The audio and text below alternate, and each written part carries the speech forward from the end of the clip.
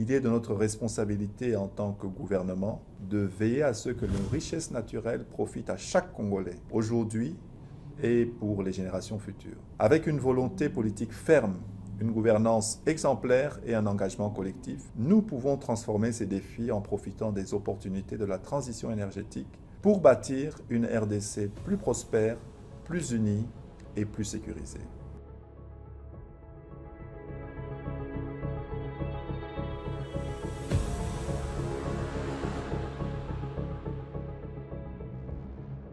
Cela fait maintenant plus de 100 jours que Kizito Pakabomba, avec le soutien de son vice-ministre, Godard Motemona, dirige le ministère des Mines et son empreinte se fait déjà largement sentir. Sous le leadership du président Félix-Antoine Tshisekedi Tshilombo et soutenu par la vision du gouvernement dirigé par la première ministre Judith Suminwa Tuluka, ces premiers mois ont été marqués par des initiatives audacieuses et de réformes qui redéfinissent les pratiques minières, ouvrant la voie à une gestion plus responsable et transparente des ressources naturelles. Dès sa prise de fonction, Kizito Pakabomba a fait de la transparence une priorité absolue. Il a mis en place des mécanismes rigoureux pour améliorer la traçabilité et la gestion des opérations minières. À travers le cadastre minier CAMI, des titres miniers sécurisés ont été introduits et le domaine minier a été assaini avec 150 projets de déchéance en cours. Pour renforcer la transparence, des contrats miniers ont été publiés et une salle de consultation publique en ligne a été lancée pour suivre les titres miniers. Ces mesures visent à garantir que les ressources du sous-sol profitent équitablement à la nation. Les systèmes de traçabilité, dans la plupart des cas, ce sont des systèmes proactifs, c'est-à-dire qui évoluent avec les temps, qui sont dynamiques. Donc, les mises à jour, les réflexions doivent être comme c'est très utile pour voir si nous sommes en déphasage, ou nous sommes en phase, ou nous sommes en temps par rapport aux mises à jour actuelles au niveau international.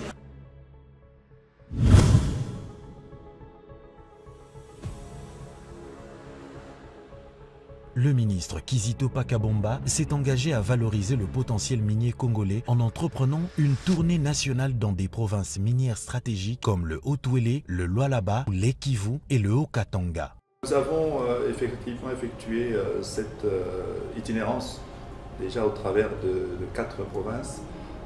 Le constat est d'abord un constat, je dirais, positif, où l'exploitation minière se continue à bien se porter localement. Les volumes augmentent. Il y a des efforts qui ont été faits en termes de traçabilité, en termes de droits humains, à la création d'emplois, à la richesse et au budget national de manière importante, mais également et surtout, comme le veut le chef de l'État, le président de la République, M. Félix-Antoine Tshisekedi Tshilombo, au développement du bien-être social des Congolais.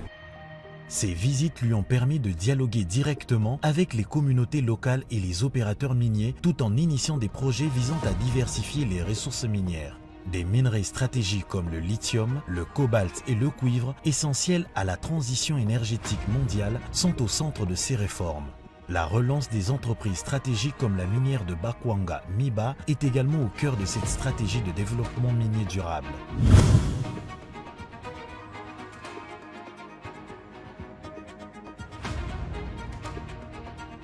Kizito Pakabomba a également mis en œuvre des directives strictes en matière de protection environnementale et de respect de droits humains. En collaboration avec des experts internationaux, il a introduit des mécanismes de compensation équitables pour garantir que les communautés locales bénéficient des retombées économiques de l'exploitation minière. De plus, des projets de réhabilitation des sites miniers et de développement communautaire ont été lancés, avec notamment 71 projets réalisés dans le Haut-Katanga, 5 dans le Lualaba et 2 dans le Haut-Ouélé, totalisant 78 projets livrés depuis l'avènement du gouvernement souminois. Effectivement, la RDC regorge de beaucoup de ressources et une fois de plus, je dirais, parce que we concentrate on not just exploring from Congo, not just taking out these minerals from Congo. Dans un contexte mondial où la concurrence est féroce, le ministre Kizito Pakabomba a entrepris des missions diplomatiques en Europe, en Asie et en Amérique pour attirer des investisseurs dans le secteur minier congolais. Il a renforcé l'image du pays comme un acteur clé de la chaîne de valeur des minerais stratégiques tout en assurant un cadre juridique attractif et sécurisé pour les investisseurs. Nous voulons, comme j'ai dit, attirer plus d'investissements directs dans notre pays, que ce soit des investissements directs étrangers, privés, mais également dans des partenariats publics-privés ou également avec des différents États pour un approvisionnement équitable, durable des minerais critiques dont le monde a besoin pour faire cette transition énergétique. Grâce à la dotation de 0,3% du chiffre d'affaires des entreprises minières pour des projets communautaires, de nombreux chantiers ont été lancés. En plus des 78 projets déjà livrés, tels que la construction d'une école supérieure des métiers et d'infrastructures socio-professionnelles ont été initiés. Le ministre a également sensibilisé les sociétés minières à s'acquitter de leurs obligations sociales conformément aux directives présidentielles. Le Service géologique national du Congo a concentré ses efforts sur l'amélioration des connaissances géologiques et minières du pays.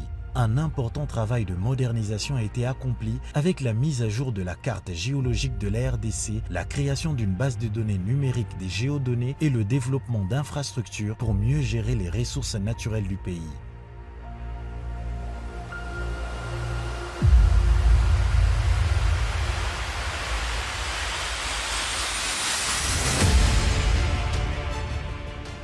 Kizito Pakabomba, à la tête du ministère des Mines, témoigne d'un leadership visionnaire et déterminé à transformer le secteur minier congolais.